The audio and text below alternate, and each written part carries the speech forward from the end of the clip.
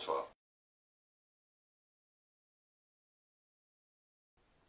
Le coronavirus, c'est un groupe de virus découvert dans les années 60 et que l'on sait infecter différents types d'animaux, pas mal de mammifères entre autres, mais d'autres aussi, que l'on sait avoir comme essentielle cible chez l'homme les voies respiratoires supérieures. C'est un agent dans 15-20% des cas, des rhumes, des maux de gorge, des petites infections assez banales, mais que l'on sait aussi, comme vous l'avez cité, pouvoir donner des infections plus sévères.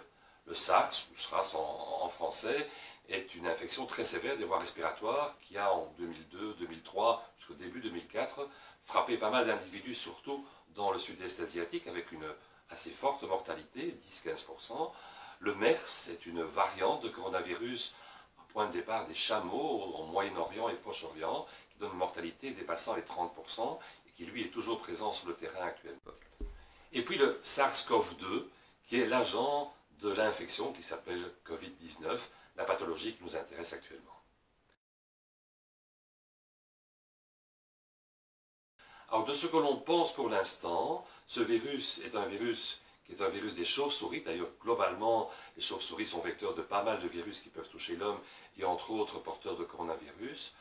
Adaptée à un mammifère, la chauve-souris est un mammifère, elle a été transmise de la chauve-souris vers d'autres mammifères et on pense actuellement pour le pangolin. Et le pangolin est un animal qui, classiquement en Chine, fait partie des animaux sauvages dont on se plaît à manger la chair. Il est présent dans les marchés et on pense que c'est effectivement de ce pangolin que le virus a pu passer à l'homme lorsqu'en mutant, il s'est adapté à nos muqueuses et nos cellules à nous.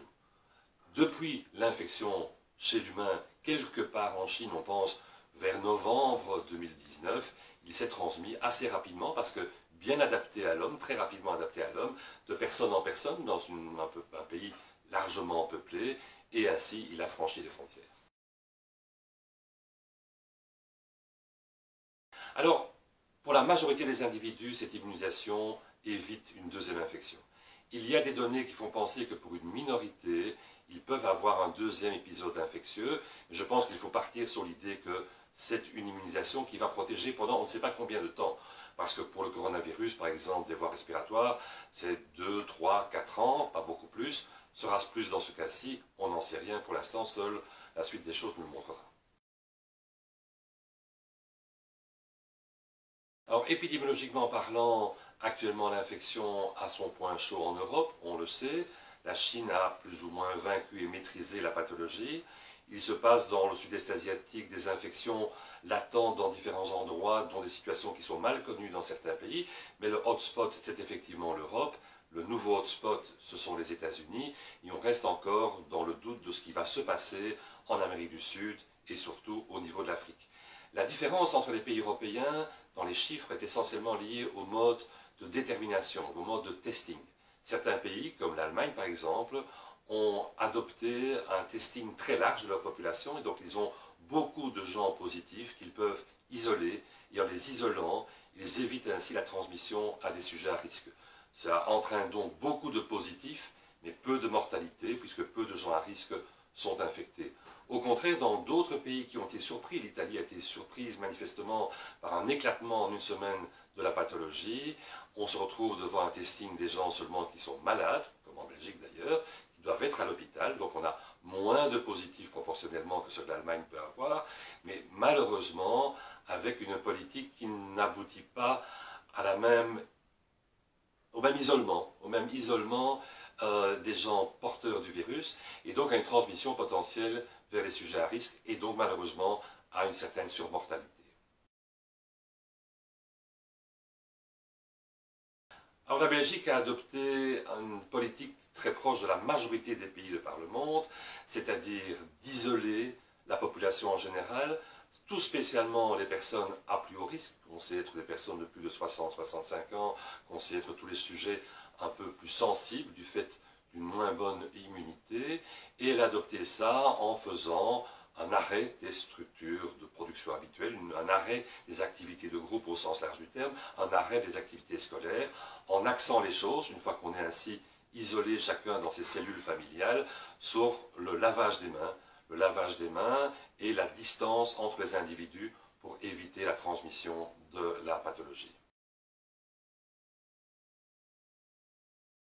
Alors à côté des symptômes classiques de la température, des douleurs musculaires assez importantes, même très importantes, des céphalées qui peuvent être très importantes, tousser bien sûr, une toux essentiellement sèche, une toux irritative, et éventuellement, et ça c'est le facteur de gravité, un essoufflement de plus en plus important avec une dyspnée qui peut devenir majeure, on retrouve d'autres choses, et ces autres choses sont très variées. Il y a des symptômes neurologiques qui sont décrits pour l'instant, il y a des pertes de connaissances qui sont décrits pour l'instant, et il y a cette spécificité du virus avec une fréquence assez importante de troubles du goût et de troubles de l'odorat, plus fréquemment présente dans la tranche 25-45 ans, mais qui peut se présenter aussi aux autres tranches d'âge, qui est un marqueur assez spécifique et peut-être un grand mot, mais enfin assez fréquent en période d'épidémie actuellement chez les gens qui sont au début de l'infection. Cela n'arrive pas dans la suite, mais au début de l'infection. Ça dure le temps de l'infection, parfois encore quelques semaines, et puis dans l'immense majorité des cas, pour ne pas dire toujours, on récupère ces deux sens. Globalement parlant, il faut surtout savoir que l'influenza, nous avons la chance d'avoir un vaccin annuel qui permet de protéger une partie significative à risque de la population. Nous avons pour les gens qui sont sévèrement malades des médicaments antiviraux, typiquement l'oseltamivir par exemple, mais il en existe d'autres, alors qu'on n'a ni vaccin ni médicaments pour diminuer l'impact de cette pathologie-ci, où le traitement est pour l'instant essentiellement un traitement supportif. Ça, c'est effectivement une grosse différence. Il y a une différence aussi qui est que dans la grippe, on a une mortalité qui est en partie liée à des surinfections bactériennes, à pneumocoque, à staphylocoque au niveau du poumon, alors qu'on ne parle pas actuellement d'un impact des pathologies bactériennes surajoutées au coronavirus. C'est ce qui fait l'essentiel de la différence dans la manière de gérer les choses. Pas de vaccin disponible, ni pour le virus, ni pour ses complications, pas de traitement disponible. Alors justement, l'épidémie de grippe est sévère, mais elle entraîne un impact plus limité sur la population parce qu'elle est en partie effectivement protégée soit par le fait qu'elle a fait des anticorps dans le passé contre des virus de la grippe qui sont relativement proches, soit parce qu'elle a été vaccinée, soit parce qu'on peut la traiter. Il faut quand même noter que chaque année, en période d'épidémie de grippe, au pic de l'épidémie, les hôpitaux ne sont pas saturés, mais ils sont quand même proches de la saturation dans certains cas, de manière beaucoup moins importante que ce qu'on a maintenant, bien sûr, avec le coronavirus. Non, absolument pas. Ce sont deux virus totalement différents, de groupes totalement différents, et donc il n'y a aucune immunité croisée, ni inversement aucune fragilisation liée au fait d'avoir été vacciné contre la grippe. Mais les risques en officine sont les risques de la vie de tous les jours lorsque l'on a des gens différents devant soi. On n'est pas en confinement par définition puisqu'il y a 10, 20, 30, 40 personnes qui vont venir dans l'officine et être en face de vous. Comment se protéger? C'est comme n'importe qui vit pas en confinement strict, c'est-à-dire respecter la distance, la fameuse distance de 1,50 m, on peut en discuter par la suite, c'est de mettre quelque chose, et par exemple le plexiglas a été remis à l'ordre du jour, c'est une bonne idée, de manière à éviter que quelqu'un puisse vous postillonner facilement au visage, et c'est de nettoyer, de désinfecter fréquemment les surfaces sur lesquelles se passent les différents échanges de médicaments, de monnaie, sur lesquels on met ses mains par exemple. Alors, la transmission, très clairement, est une transmission par des gouttelettes. Les gouttelettes que nous émettons, même sans le savoir, simplement en parlant, a fortiori si l'on tousse ou si l'on éternue. Ces gouttelettes vont à une distance de 1 mètre, 1 mètre 20 de nous, d'où la raison pour laquelle on a pris 1 mètre 50 comme étant une distance de sécurité. Elles vont se déposer sur les surfaces inertes, sur lesquelles on en reparlera, le virus reste vivant pendant un certain temps.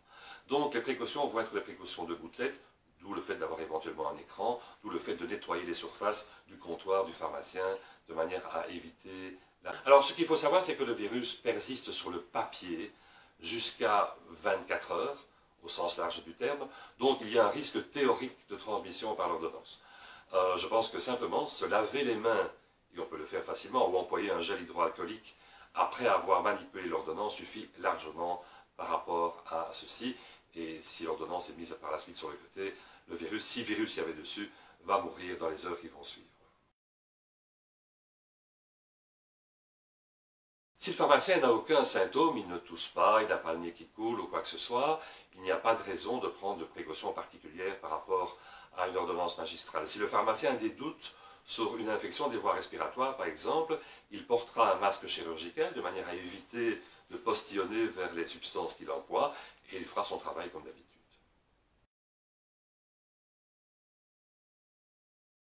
Alors on a peu de données, on a essentiellement une étude actuellement qui nous montre quoi? Qui nous montre qu'effectivement le virus reste présent et vivant jusqu'à 24 heures sur du papier, du carton, etc.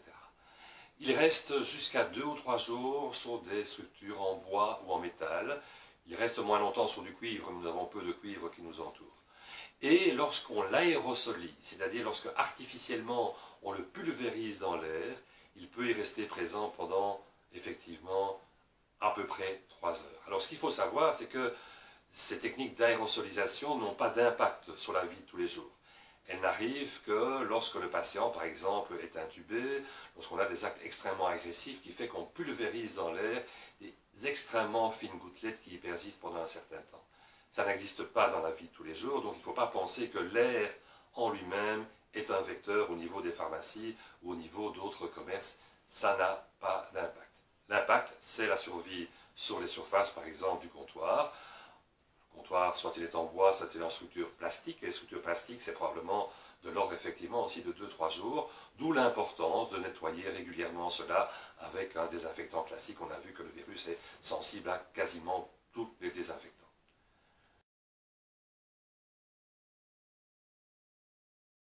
Alors, quant à l'évolution de l'état du malade, il n'y a pas de test spécifique. Différents paramètres biologiques sont contrôlés au niveau des hospitalisés, au niveau des soins intensifs, permettant éventuellement d'avoir quelques idées sur l'évolution, mais il n'y a pas vraiment un test qui permet de dire ce patient-là va moins bien évoluer qu'un autre, sauf sa saturation en oxygène, bien sûr, puisque le gros du problème, c'est que les poumons sont irrités, sont enflammés, et que le passage de l'oxygène y est moins bon. Une saturation en oxygène qui se dégrade implique une oxygénothérapie, éventuellement une ventilation artificielle. C'est un des paramètres majeurs que l'on va suivre. À côté de cela, il existe bien sûr des tests de dépistage de l'infection. Et globalement parlant, on peut dire qu'il existe 3 choses. D'une part, un test qui recherche la manifestation du virus sous la forme de son ARN au niveau des voies respiratoires. Ce sont ces fameux tests PCR que l'on fera sur quelqu'un qui présente des symptômes de l'infection. On a un test plus rapide qui est la recherche de l'antigène viral. Il est plus rapide, il se fait en 1 heure par exemple, et bientôt on aura des tests qui se font en un quart d'heure, mais il est moins sensible, donc il ne va pas systématiquement être positif si vous êtes infecté, surtout au début de l'infection. Et à côté de ça, on développe maintenant des tests qui recherchent les anticorps sur une goutte de sang, les IgM et les IgG, qui vont montrer que vous avez développé une immunité. Ces tests ont donc chacun leur intérêt et ne sont pas interchangeables. Alors pour l'instant, les groupes prioritaires pour être testés en Belgique, avec la limitation que nous avons, j'ai envie de dire que nous avions, puisque ça devrait changer dans la semaine qui vient, c'est de tester les gens qui ont des symptômes suffisamment importants que pour devoir être hospitalisés. Dans la suite, on va passer à une phase qui va tester plus largement des personnes qui présentent des symptômes moins importants, qui par exemple font partie des métiers importants, comme les pharmaciens et le monde médico-paramédical. D'autre part, il y aura un autre stade qui est la détection des anticorps pour voir qui est porteur d'immunité.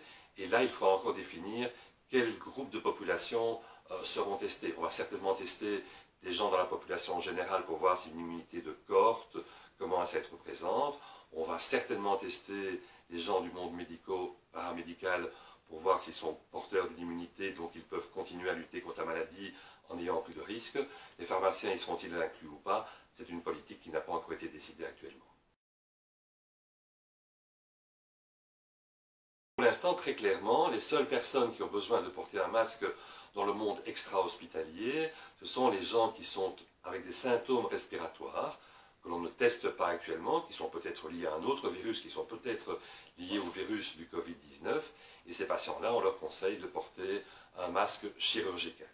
Ce masque chirurgical est le seul masque qui a un sens dans le monde extérieur. Si symptômes il y a, s'il n'y a pas de symptômes, il n'y a pas de raison d'en porter, puisque c'est protéger les autres d'une infection qu'on a soi-même, ce n'est pas protéger de l'acquisition d'une infection par les autres vis-à-vis du monde général. La politique par rapport aux gens qui ont été en contact avec quelqu'un qui est Covid-19 positif, c'est simplement de suivre son état clinique. Est-ce qu'on présente des symptômes? Est-ce qu'on présente de la température? Donc on prend sa température 2 fois par jour. On estime soi-même si on a le nez qui coule, si on se met à tousser par exemple, etc. Tant que rien ne se passe, on fonctionne normalement. Si on commence à avoir des symptômes, on porte un masque. Si on peut travailler sans problème, on travaille. Si l'état clinique empêche de travailler ou qu'on a la possibilité, on se met en retrait effectivement et quelqu'un d'autre prend la place. Alors ce qu'il faut clairement dire, c'est que la femme enceinte n'est pas plus à risque de complications, que l'enfant n'est presque pas à risque, il y a des cas bien sûr, mais de pathologies sévères, y compris au niveau du nouveau-né. Par contre, différents groupes de population sont à risque de complications, et la seule recommandation c'est isolez-vous, isolez-vous, isolez-vous. C'est-à-dire ayez le moins de contact avec le monde extérieur possible, tenez certainement ces distances l'un par rapport à l'autre, lavez-vous les mains avant de partir, en revenant le plus fréquemment possible. J'ai envie de dire que si on a des contacts dans le monde extérieur, se laver ou se désinfecter les mains toutes les heures, par exemple, est important. Ne portez pas vos mains vers vos muqueuses nasales ou buccales. Et si vous avez des symptômes, soyez doublement attentifs pour pouvoir prévenir à temps votre médecin. Alors à domicile, il n'y a pas de traitement sauf le paracétamol, de manière à diminuer les douleurs musculaires, les céphalées, la température, si elle est inconfortable. Il faut en prendre, bien sûr, que si ces facteurs le nécessitent, il ne faut pas le prendre par principe, mais c'est pour diminuer ces douleurs ou la température. Lorsque le patient est hospitalisé, on a peu de médicaments potentiellement efficaces, puisque les médicaments pour lesquels actuellement on a des pistes d'efficacité sont la chloroquine ou l'hydroxychloroquine, sont un médicament traitant les HIV, l'opinavir, ritonavir, et sont le remdesivir, un médicament expérimental qui n'est pas encore commercialisé. La discussion existe pour tous ces médicaments et des grands essais sont en cours en Europe et au niveau mondial, Discovery et Solidarity, qui vont en quelques semaines à peu de mois essayer de donner une réponse sur l'efficacité clinique ou non de ces médicaments. En attendant, au vu de la disponibilité assez facile, la plupart des hôpitaux en Belgique, entre autres, ont décidé pour les patients hospitalisés d'entamer un traitement à base d'hydroxychloroquine, en surveillant bien les contre-indications d'une part, et en surveillant bien l'apparition éventuelle des effets secondaires. La discussion des AINS est partie de la France, où un signal a émergé dans un hôpital qui a d'ailleurs par la suite contredit le fait qu'il avait lancé cette alerte. La revue de cette contre-indication potentielle qui a été dite par les Français n'a pas été confirmée par l'Agence européenne du médicament ni par l'Agence américaine du médicament. Il existe malgré tout un petit doute quant à la possibilité d'une infection plus facile et plus sévère sur l'effet des AINS. Donc on va conseiller aux gens à choisir pour lutter contre les douleurs et la température de prendre plutôt du paracétamol qu'un AINS. Par contre, les gens qui prennent chroniquement ces médicaments ne doivent pas arrêter brutalement de les prendre, en discuter éventuellement avec leur médecin traitant. On n'a pas pour l'instant un signal qui nous fait dire qu'il faut bannir ce type de médicaments. On a aussi discuté l'impact de l'hypertension et surtout du traitement d'hypertension dans la sévérité de la pathologie. Il existe tant des arguments en faveur d'un effet protecteur que d'un effet aggravant des inhibiteurs de l'enzyme de conversion ou des sartans pour les appeler par leur nom. Et donc pour l'instant, il est clair qu'il ne faut pas, spontanément modifier ou changer le traitement, il faut en discuter avec son médecin traitant, et que rien n'indique qu'il faille massivement abandonner cette thérapeutique pour d'autres dans le contexte de la pandémie en cours. C'est un virus à RNA et on sait que les virus à RNA sont des virus qui mutent facilement. Pour l'instant, le suivi des mutations du coronavirus qui nous intéresse ne montre aucune mutation majeure, lui donnant un plus grand potentiel de nous infecter ou de donner une infection plus sévère. Des petites mutations sont notées qui permettent simplement de suivre, de tracer, si on peut dire, l'infection depuis le point de départ vers un individu bien précis. Mais ce suivi des mutations sera extrêmement important pour savoir si nous risquons, par exemple, d'avoir une deuxième vague. On avait déjà quelques informations sur une transmission aux chiens à Hong Kong, par exemple, et au niveau du sud-est asiatique, 2-3 animaux, chats et chiens, ont été montrés porteurs du virus en question. Ce portage va dans le sens un homme infecté infecte son animal. On n'a aucune preuve de l'inverse, un animal infecté infecte quelqu'un. Dans le contexte global de l'épidémie, rien ne nous fait penser que le vecteur animal de type chien ou chat joue un rôle, donc n'allons pas abandonner les animaux, soignons-les comme d'habitude. Simplement, si quelqu'un est prouvé infecté, il est de bonne loi, si possible, qu'il ne s'occupe pas de son animal, que quelqu'un d'autre s'occupe de l'animal et qu'on se tienne relativement à distance de l'animal en question, sans autre précaution supplémentaire. Donc que peut-on dire aujourd'hui, c'est-à-dire le 31 mars 2020? Eh bien, on a l'impression depuis quelques jours, et j'espère que ça va se confirmer durant cette semaine, que nous arrivons à l'inflexion de l'infection, qu'on est petit à petit vers la partie supérieure de cette courbe que l'on veut aplatir le plus possible pour ne pas saturer nos systèmes de santé, et que peut-être va-t-on voir bientôt le point maximal de l'infection. Je pense que la Belgique devrait pouvoir passer au travers de la pathologie, comme cela avait été, si on peut dire, calculé lorsque les mesures ont été prises en place. Par contre, le gros du problème va être de savoir ce qui va se passer ailleurs, non seulement sur d'autres pays de notre continent, mais aussi sur un continent comme les États-Unis, qui sont probablement beaucoup plus fragiles qu'ils ne le pensaient avec leur système de santé, et bien sûr, le grand point d'interrogation, que se passera-t-il dans le tiers-monde, que va-t-il se passer en Amérique du Sud, ou alors, plus encore, que va-t-il se passer en Afrique, où les moyens de traitement, les moyens supportifs, comme les respirateurs artificiels, se comptent sur les doigts d'une main, même dans les grands hôpitaux des grandes villes.